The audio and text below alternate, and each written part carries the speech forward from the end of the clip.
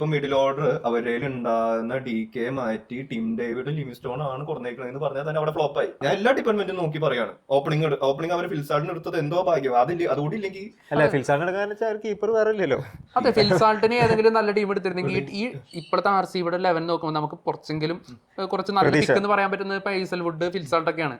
അപ്പൊ അതും കൂടി ഇല്ലായിരുന്നെങ്കിൽ ടീം എത്രത്തോളം പേപ്പർ ഭയങ്കര ഇപ്പൊ നമ്മള് squad Virat Kohli playing style T20 നമുക്കറിയാം. പണ്ടത്തെ വിരാട് കോഹ്ലി നമ്മുടെ KL രാഹുലിനെ എടുത്തു പ്രതീക്ഷ, രണ്ടുപേരും വരുമെന്നുള്ള പ്രതീക്ഷ. എനിക്ക് തോന്നുന്നു സ്ലോലി സ്റ്റാർട്ട് ചെയ്യുന്ന ശൈലിയാണ് വിരാട് കോഹ്ലിയുടെ. അപ്പൊ ഈ വിരാട് കോഹ്ലിയുടെ ഒപ്പം ഒരു എക്സ്പ്ലോസീവ് ആയിട്ടുള്ള ഒരു ബാറ്റ്സ്മാൻ എന്തായാലും വേണം. ഫിൽസാൾട്ട് അത് നല്ലൊരു പിക്കായിരുന്നു. എനിക്ക് തോന്നുന്നു ഓപ്പണിംഗും ഇപ്പൊ പട്ടിദാരും ഓക്കെ.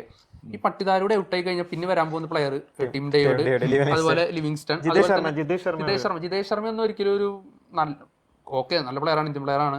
പക്ഷെ എന്നാൽ പോലും ഒരു ലോങ് ഇന്നിങ്സ് കഴിക്കുകയോ അല്ലെങ്കിൽ ഫിനിഷർ റോളിൽ തിളങ്ങുമെന്ന് നമുക്ക് ഉറപ്പ് പറയാൻ പറ്റില്ല. അപ്പൊ ഈ ഒരു മിഡിൽ ഓർഡറിന്റെ അതായത് നമ്മളിപ്പോ കഴിഞ്ഞ ദിവസം കണ്ടു, അല്ല കഴിഞ്ഞ മുന്നത്തെ ദിവസം കണ്ടു, മാക്സ്വെല്ലും കോഹ്ലിയും അതുപോലെ തന്നെ ഡൂപ്ലിസി ഔട്ടായി കഴിഞ്ഞാൽ ആരും കളിക്കാനില്ലാത്തൊരു RCB ഉണ്ട്. അപ്പൊ അതിന്റെ ഒരു ആവർത്തനം തന്നെ തീർച്ചയായിട്ടും പ്രതീക്ഷ